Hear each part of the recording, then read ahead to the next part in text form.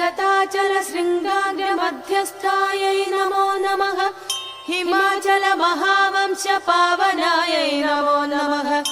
शङ्करार्थाङ्ग सौन्दर्य शरीरायै नमो नमः लसन्मरगद स्वच्छ विग्रहायै नमो नमः महादिशय सौन्दर्य लावण्यायै नमो नमः शशाङ्कशेखर प्राणवल्लभायै नमो नमः सदा पञ्चदशात्मैक्य स्वरूपायै नमो नमः वज्रमाणिक्य कटक किरीटायै नमो नमः कस्तूरी तिलकोल्लासि निढिलायै नमो नमः भस्मरेखाङ्गितलसन्मस्तकायै नमो नमः विकसाम्बोरुहदललोचनायै नमो नमः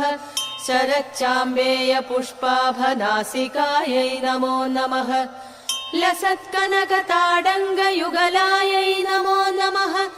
मणिदर्पण सङ्काश कपोलायै नमो नमः ताम्बूलपूरितस्मेर वदनायै नमो नमः सुपक्वताढिमी बीजरतनायै नमो नमः कम्बुभूग समच्छाय कन्तरायै नमो नमः स्थूलमुग्धाफलोदार सुखारायै नमो नमः गिरीशबद्धमाङ्गल्य मङ्गलायै नमो नमः पद्मपाशाङ्कुशलसत्कराब्जायै नमो नमः पद्मकैरव मन्दार सुमालिन्यै नमो नमः सुवर्णकुम्भयुग्माभ सुकुचायै नमो नमः रमणीय चतुर्बाहु संयुक्तायै नमो नमः कनकाङ्गद केयूरभूषितायै नमो नमः बृहत् सौवर्ण सौन्दर्य वसनायै नमो नमः बृहन्नितम्ब विलसज्जतनायै नमो नमः सौभाग्यजात शृङ्गार मध्यमायै नमो नमः दिव्यभूषण सन्दोह रञ्जितायै नमो नमः पारिजात गुणाधिक्य पदाब्जायै नमो नमः सुपद्मराग सङ्काश चरणायै नमो नमः कामकोटि महापद्मपीठस्थायै नमो नमः श्रीकण्ठनेत्र कुमुद चन्द्रिकायै नमो नमः सचामर रमावाणी बीजितायै नमो नमः भक्तरक्षण दाक्षिण्य कटाक्षायै नमो नमः भूतेशालिङ्गनोद्भूत पुलकाङ्ग्यै नमो नमः अनङ्ग जनकापाङ्ग वीक्षणायै नमो नमः ब्रह्मोपेन्द्र शिरोरत्न रञ्जितायै नमो नमः शशि मुख्यामरवधू सेवितायै नमो नमः लीलाकल्पित ब्रह्माण्ड मण्डलायै नमो नमः अमृतादि महाशक्ति संवृतायै नमो नमः एकादपत्र साम्राज्य दायिकायै नमो नमः सनकादि समाराध्य पादुकायै नमो नमः देवर्षिभिस्तूयमान वैभवायै नमो नमः कलशोद्भव दुर्वास पूजितायै नमो नमः मत्ते पवक्त्र षड्वक्त्र वत्सलायै नमो नमः चक्रराज महायन्त्र मध्यवर्त्यै नमो नमः चिदग्निकुण्ड सम्भूत सुदेहायै नमो नमः शशाङ्ककण्ठ संयुक्त मकुटायै नमो नमः मत्तहंसवधू मन्दगमनायै नमो नमः मन्दारुजन सन्दोह वन्दितायै नमो नमः अन्तर्मुख जनानन्द फलदायै नमो नमः पतिव्रताङ्गनाभीष्ट फलदायै नमो नमः अव्याज करुणापूर पूरितायै नमो नमः निरञ्जन चिदानन्द संयुक्तायै नमो नमः सहस्र सूर्य संयुक्त प्रकाशायै नमो नमः रत्नचिन्तामणि गृह मध्यस्थायै नमो नमः हानिवृद्धि गुणाधिक्य रहितायै नमो नमः महापद्माडवी मध्य निवासायै नमो नमः जाग्रत् स्वप्न सुषुप्तीनां साक्षिभूत्यै नमो नमः महातापौकपापानां विनाशिन्यै नमो नमः दुष्टभीति महाभीति पञ्जनायै नमो नमः समस्त देवतनुज प्रेरकायै नमो नमः समस्तहृदयाम्बोजनिलयायै नमो नमः अनाहतमहापद्ममन्दिरायै नमो नमः सहस्रार सरोजातवासितायै नमो नमः पुनरावृत्तिरहित पुरस्तायै नमो नमः वाणी गायत्री सावित्री सन्नुतायै नमो नमः नीलारमाभूसम्भूज पदाब्जायै नमो नमः लोपामुद्रार्चित श्रीमच्छरणायै नमो नमः सहस्ररति सौन्दर्य शरीरायै नमो नमः पावनामात्र सन्तुष्ट हृदयायै नमो नमः नत सम्पूर्ण विज्ञान सिद्धितायै नमो नमः त्रिलोचन कृतोल्लास फलदायै नमो नमः श्रीसुधाब्धिमणिद्वीप मध्यकायै नमो नमः दक्षाद्वर निर्भेद साधनायै नमो नमः श्रीनाथ सोदरी भूत शोभितायै नमो नमः चन्द्रशेखर भक्तार्थि पञ्जनायै नमो नमः सर्वोपाधि विनिर्मुक्त चैतन्यायै नमो नमः नाम पारायणाभीष्ट फलदायै नमो नमः सृष्टिस्थिति तिरोधान संकल्पायै नमो नमः श्री षोडशाक्षरी मन्त्र मध्यकायै नमो नमः अनाद्यन्त स्वयंभूत दिव्यमूर्त्यै नमो नमः भक्तहंस परिमुख्य नियोगायै नमो नमः मातृमण्डल संयुक्त ललितायै नमो नमः भण्ड दैत्य महासत्त्वनाशनायै नमो नमः क्रूर भण्ड शिरच्छेद निपुणायै नमो नमः ध्यात्रच्युत सुराधीश सुखदायै नमो नमः चण्ड मुण्ड निशुम्भादि खण्डनायै नमो नमः रक्ताक्ष रक्त जिह्वादि शिक्षणायै नमो नमः महिषासुर दोर्वीर्य निग्रहायै नमो नमः अप्रकेश महोत्साह कारणायै नमो नमः महेश युक्त नडन तत्परायै नमो नमः निज भर्तृमुखाम्बोज चिन्तनायै नमो नमः वृषभध्वज विज्ञान पावनायै नमो नमः जन्म मृत्यु जरा रोग भञ्जनायै नमो नमः विधेय मुक्ति विज्ञान सिद्धितायै नमो नमः काम क्रोधादि षड्वर्ग नाशनायै नमो नमः राजराजार्चित पद सरोजायै नमो नमः सर्व वेदान्त सिद्धान्त सुतत्वायै नमो नमः श्रीवीर भक्त विज्ञान निदानायै नमो नमः अशेष दुष्ट तनुज सूतनायै नमो नमः साक्षात् श्री दक्षिणामूर्ति मनोज्ञायै नमो नमः हयमेदाग्र सम्पूज्य महिमायै नमो नमः दक्ष प्रजापति सुधा वेषाढ्यायै नमो नमः सुमबाणेषु कोदण्ड मण्डितायै नमो नमः नित्य यौवन माङ्गल्य मङ्गलायै नमो नमः महादेव समायुक्त महादेव्यै नमो नमः चतुर्विंशति तत्त्वैक स्वरूपायै नमो नमः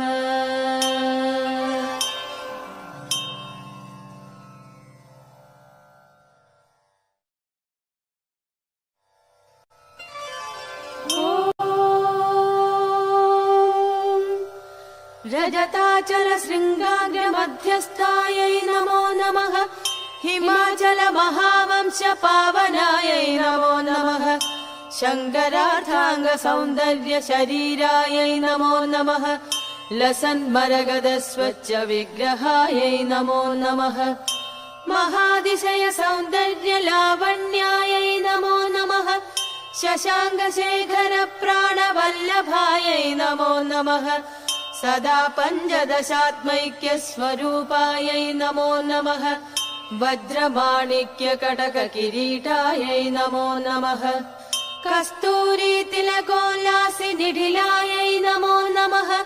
भस्म रेखाङ्गितलसन्मस्तकायै नमो नमः विकसाम्बोरुह दललोचनायै नमो नमः शरच्चाम्बेय पुष्पाभनासिकायै नमो नमः लसत्कनकताडङ्ग युगलायै नमो नमः मणिदर्पणसङ्काशकपोलायै नमो नमः ताम्बूलपूरितस्मेरवदनायै नमो नमः सुपक्वताढिमी बीजरतनायै नमो नमः कम्बुभूगसमच्छाय कन्तरायै नमो नमः स्थूलमुग्धाफलोदारसुखारायै नमो नमः गिरीशबद्धमाङ्गल्यमङ्गलायै नमो नमः पद्मपाशाङ्कुशलसत्कराब्जायै नमो नमः पद्मकैरवमन्दारसुमालिन्यै नमो नमः सुवर्णकुम्भयुग्माभसुकुचायै नमो नमः रमणीयचतुर्बाहुसंयुक्तायै नमो नमः कनकाङ्गदकेयूरभूषितायै नमो नमः बृहत्सौवर्णसौन्दर्यवसनायै नमो नमः बृहन्नितम्बविलसज्जतनायै नमो नमः सौभाग्यजातशृङ्गारमध्यमायै नमो नमः दिव्यभूषणसन्दोहरञ्जितायै नमो नमः पारिजातगुणाधिक्यपदाब्जायै नमो नमः सुपद्मरागसङ्काशचरणायै नमो नमः कामकोटिमहापद्मपीठस्थायै नमो नमः श्रीकण्ठनेत्रकुमुदचन्द्रिकायै नमो नमः सचामररमावाणी बीजितायै नमो नमः भक्तरक्षणदाक्षिण्यकटाक्षायै नमो नमः भूतेशालिङ्गनोद्भूतपुलकाङ्ग्यै नमो नमः अनङ्गजनकापाङ्गवीक्षणायै नमो नमः ब्रह्मोपेन्द्रशिरोरत्नरञ्जितायै नमो नमः शशिमुख्यामरवधूसेवितायै नमो नमः लीलाकल्पितब्रह्माण्डमण्डलायै नमो नमः अमृतादिमहाशक्तिसंवृतायै नमो नमः एकादपत्रसाम्राज्यदायिकायै नमो नमः सनकादिसमाराध्यपादुकायै नमो नमः देवर्षिभिस्तूयमानवैभवायै नमो नमः कलशोद्भवदुर्वासपूजितायै नमो नमः मत्तेपवक्त्रषड्वक्त्रवत्सलायै नमो नमः चक्रराजमहायन्त्रमध्यवर्त्यै नमो नमः चिदग्निकुण्डसम्भूतसुदेहायै नमो नमः शशाङ्ककण्ठसंयुक्तमकुटायै नमो नमः मत्तहंसवधूमन्दगमनायै नमो नमः मन्दारुजनसन्दोहवन्दितायै नमो नमः अन्तर्मुखजनानन्दफलदायै नमो नमः पतिव्रताङ्गनाभीष्टफलदायै नमो नमः अव्याजकरुणापूरपूरितायै नमो नमः निरञ्जनचितानन्दसंयुक्तायै नमो नमः सहस्रसूर्यसंयुक्तप्रकाशायै नमो नमः रत्नचिन्तामणिगृहमध्यस्थायै नमो नमः हानिवृद्धिगुणाधिक्यरहितायै नमो नमः महापद्माडवी मध्यनिवासायै नमो नमः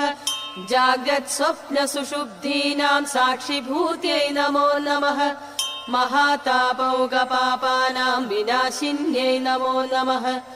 दुष्टभीतिमहाभीतिपञ्जनायै नमो नमः समस्तदेवतनुजप्रेरकायै नमो नमः समस्तहृदयाम्बोजनिलयायै नमो नमः अनाहतमहापद्ममन्दिरायै नमो नमः सहस्रारसरोजातवासितायै नमो नमः पुनरावृत्तिरहितपुरस्तायै नमो नमः वाणी गायत्री सावित्री सन्नुतायै नमो नमः नीलारमाभूसम्भूजपदाब्जायै नमो नमः लोपामुद्रार्चितश्रीमच्छरणायै नमो नमः सहस्ररतिसौन्दर्यशरीरायै नमो नमः पावनामात्रसन्तुष्टहृदयायै नमो नमः नतसम्पूर्णविज्ञानसिद्धितायै नमो नमः त्रिलोचनकृतोल्लासफलदायै नमो नमः श्रीसुधाब्धिमणिद्वीपमध्यकायै नमो नमः दक्षाध्वरनिर्भेदसाधनायै नमो नमः श्रीनाथसोदरीभूतशोभितायै नमो नमः चन्द्रशेखर भक्ताधिपञ्जनायै नमो नमः सर्वोपाधि विनिर्मुक्त चैतन्यायै नमो नमः नाम पारायणाभीष्ट फलदायै नमो नमः सृष्टिस्थितितिरोधान संकल्पायै नमो नमः श्री षोडशाक्षरी मन्त्र मध्यकायै नमो नमः अनाद्यन्त स्वयंभूत दिव्यमूर्त्यै नमो नमः भक्तहंस परिमुख्य नियोगायै नमो नमः मातृमण्डल संयुक्त ललितायै नमो नमः भण्ड दैत्य महासत्त्वनाशनायै नमो नमः क्रूर भण्ड शिरच्छेद निपुणायै नमो नमः ध्यात्रच्युत सुराधीश सुखदायै नमो नमः चण्ड मुण्ड निशुम्भादि खण्डनायै नमो नमः रक्ताक्ष रक्त जिह्वादि शिक्षणायै नमो नमः महिषासुर दोर्वीर्य निग्रहायै नमो नमः अप्रकेश महोत्साह कारणायै नमो नमः महेश युक्त नटन तत्परायै नमो नमः निज भर्तृमुखाम्बोज चिन्तनायै नमो नमः वृषभध्वज विज्ञान पावनायै नमो नमः जन्म मृत्यु जरा रोग भञ्जनायै नमो नमः विधेय मुक्ति विज्ञान सिद्धितायै नमो नमः काम क्रोधादि षड्वर्ग नाशनायै नमो नमः राजराजार्चित पद सरोजायै नमो नमः सर्व वेदान्त सिद्धान्त सुतत्वायै नमो नमः श्री वीर भक्त विज्ञान निदानायै नमो नमः अशेष दुष्ट तनुज सूतनायै नमो नमः साक्षात् श्री दक्षिणामूर्ति मनोज्ञायै नमो नमः हयमेदाग्र सम्पूज्य महिमायै नमो नमः दक्ष प्रजापति सुधा वेषाढ्यायै नमो नमः सुमबाणेषु कोदण्ड मण्डितायै नमो नमः नित्य यौवन माङ्गल्य मङ्गलायै नमो नमः महादेव समायुक्त महादेव्यै नमो नमः चतुर्विंशति तत्त्वैक स्वरूपायै नमो नमः।